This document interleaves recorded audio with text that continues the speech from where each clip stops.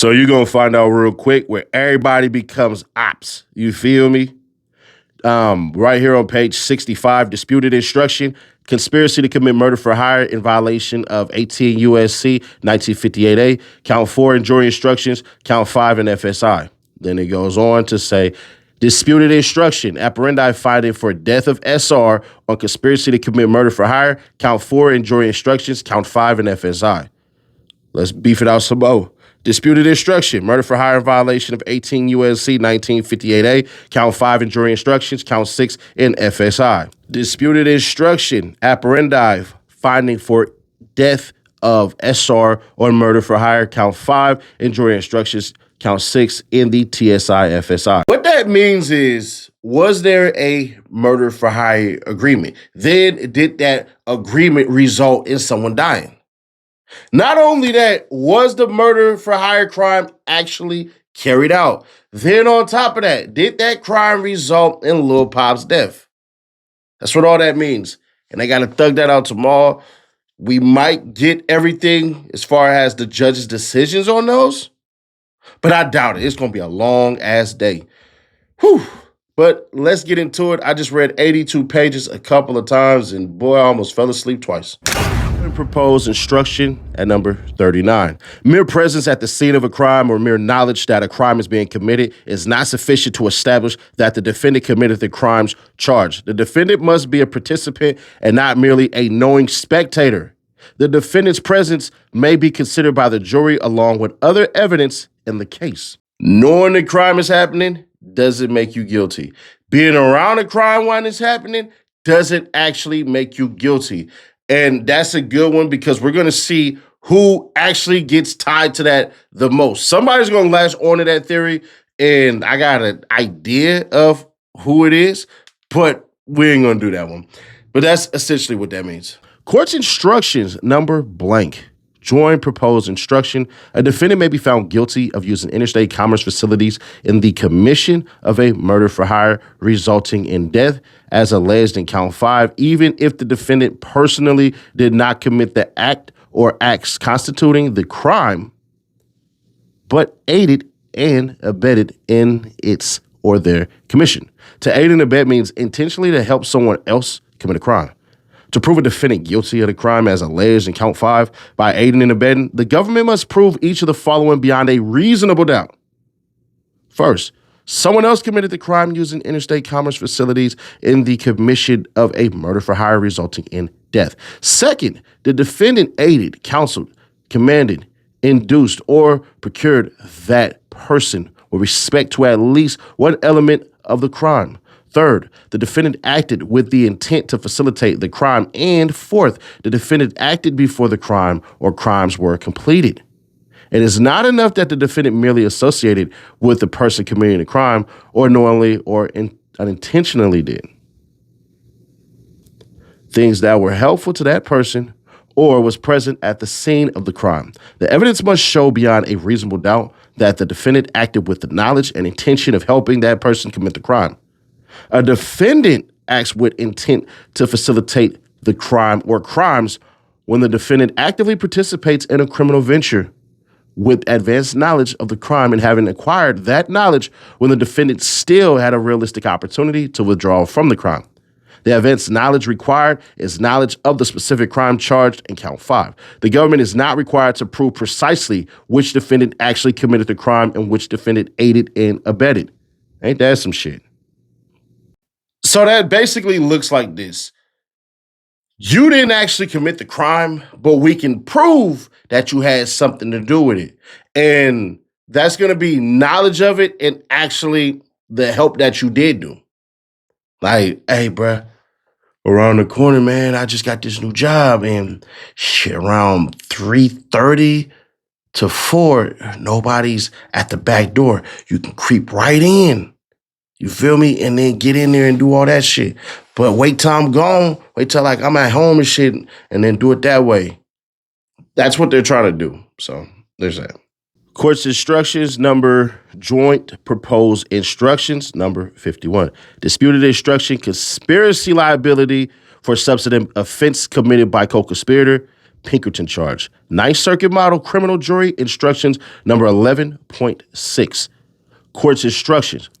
Joint proposed instruction number 52. A conspiracy may continue for a long period of time and may include the performance of many transactions. It is not necessary that all members of the conspiracy join it at the same time, and one may become a member of a conspiracy without full knowledge of all the details of the unlawful scheme or the names, identities, or locations of all of the other members. Even though a defendant did not directly conspire with the other defendant or other conspirators in the overall scheme, the defendant has, in effect, agreed to participate in the conspiracy if the government proves each of the following beyond a reasonable doubt. First, the defendant directly conspired with one or more conspirators to carry out at least one of the objects of the conspiracy. Second, the defendant knew or had reason to know that other conspirators were involved with those with whom the defendant directly conspired. And third, the defendant had reason to believe that whatever benefits the defendant might get from the conspiracy were probably dependent upon the success of the entire venture.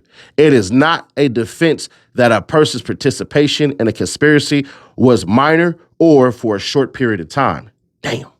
They're fighting on that when you can be responsible and you don't have to know every single detail. That which is crazy because cats can set you up just like, what's his name? Mother flipping JJ. You know what I'm saying? Straight drop from the Young Dolph trial where he used his brother, how the court painted it, how he used his brother to basically say, hey, call this, call that, and all that. And his brother was like, man, I ain't know nothing about none of this shit. Now, I helped unintentionally. I didn't know. He led me to this shit. That's what his brother essentially testified to, is that I didn't know none of this shit. I didn't do any of this shit. I just did what my brother asked me. I didn't really ask about it because I didn't really care. He just asked me to do this shit. I didn't ask. So not asking is enough. The question, though, the biggest question is the witnesses. Who's going to be in? Who's going to be out? All the instructions and all that shit, that's all cool. And it's highly important. It definitely is. But who you get told to, nah, don't show up here during the trial. Who you get to do that, that's the important part. And why is this the most important day? Well, it goes essentially like this. If we get certain things thrown out, the cell phones and all that and everything, that's where it makes sense. And they have a hell of a chance to actually get the cell phone thrown out based on this shit right here. Affidavit of Nicole Mormon. State of Georgia, County of Fulton, personally appeared before the undersigned officer duly authorized to administer oaths. Nicole Mormon, who after being duly sworn deposes and states as follows.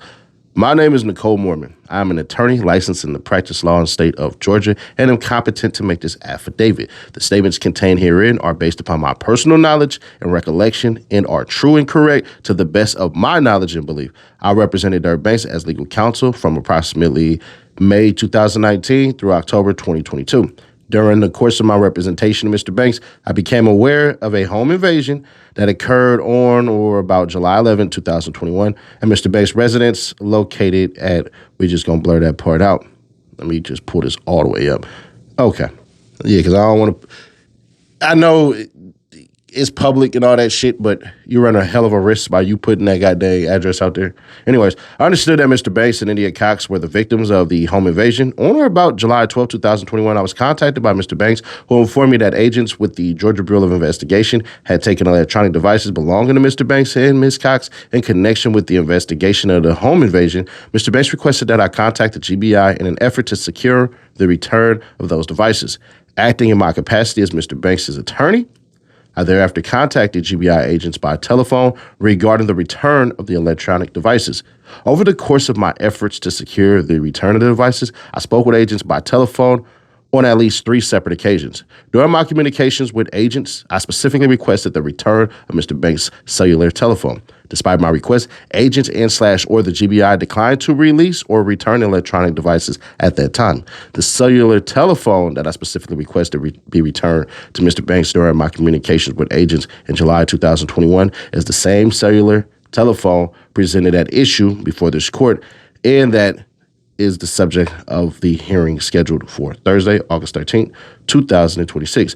Accordingly, based upon my personal involvement in seeking a return of Mr. Banks' cellular telephone, I have personal knowledge that the cellular telephone was presently at issue was among the electronic devices in the possession of the GBI following the July 11th, 2021 home invasion, and I sought its return on Mr. Banks' behalf during my representation of him. I make this affidavit for the purpose of memorializing, the foregoing facts concerning my representation of Mr. Banks, my communications with the GBI agents, and my efforts to obtain the return of Mr. Banks' cellular telephone following the July 11, 2021 home invasion. Further affidavit saith not this 10th day of August, 2026. Nicole Mormon. So we got all these motions. We have the fourth superseding indictment, whatever the hell, I don't even remember. 20th superseding indictment. Shit. We have that. We have everything is on the table tomorrow. That's why this is so important. Yeah, the witnesses part is very important, but it's not as important as tomorrow is. It's just not, in my opinion. You can make an argument and you can go, well, Nash, shit. All the rules are going to be the rules. It's not going to matter. It's not going to matter. But it's not just about the rules. Don't focus on just the rules. Focus on what gets let in, what gets pushed out. They're talking about the music videos. They're talking about text messages. They're talking about a whole bunch of shit. And for the feds, they said in their previous motion that Durk and them never asked for the phone back. But they managed to put a loophole in there and say, well, it wouldn't have mattered anyways, because the GBI, they said, we're going to keep this shit. We don't give a damn. We're keeping this. And since we're keeping this, we're going to make a copy of it and then send it back to your ass. Which to me, all the quote unquote wannabe patriots, all the quote unquote whatever it is that you may or may not be, all of those individuals, what y'all got to say now? Because y'all mad as shit about these flock cameras. See, it wasn't a problem when it was the minorities. It wasn't a problem when it was the broke-ass community. But now y'all seeing what y'all would consider middle-class citizens being thrown off this way. This is going to be interesting. We're going to see new case law and how they argue this shit and what's granted and what's not granted. And that's the way that the feds typically work. That's why when we used to do the Garden versus the state of California or Garden versus the Central District of California, those things were important because it was letting us know that you had to show some type of ownership of your firearm. Based off of what this court has said in California with NBA Youngboy, I'm referencing that. So there's going to be a lot of shit set here that's brand new. Once again, I believe that Lil Durk will be coming home. But if there's a chance that he doesn't, to me, he's only going to be guilty of the stalking charge. Now, the instruction about if you aided and abetted in any type of way, whether known and unknown, that's a hell of a doozy right there. That's one that I don't know why they didn't fight that one, but you probably can't because it wouldn't make any sense. But shit, they still got to prove what that intent actually was, because by me knowing financially, if Seti Nash get put on and I got a couple of homies and all that, I'm giving them credit cards. I'm writing shit off because they not about to get straight cash from me. You're not about, hell nah. I got to use y'all because y'all using me because we a family. Right. My family, no, don't ask Seti Nash for no damn money. I ain't got it anyways. When I ask y'all for money, y'all wouldn't give me shit. I'm still dealing with my personal traumas. But yeah, man, y'all let me know your thoughts on this. Well, subscribe, turn the bell to notify. Sure to keep your people away. We are 5K away from the PlayStation and Xbox giveaway, but we got something massive planned on that day. Click right here to see how Pooh Shiesty set up a plan that people didn't catch on. Gucci Mane never reposted Pooh Shiesty's goddamn music. The head record label, they did though. There's a reason for that Pooh Shiesty's playing a dangerous game that he might win. Click right here for that video or click right for the playlist, and I will catch you on the next one. Y'all come on back now, you hear?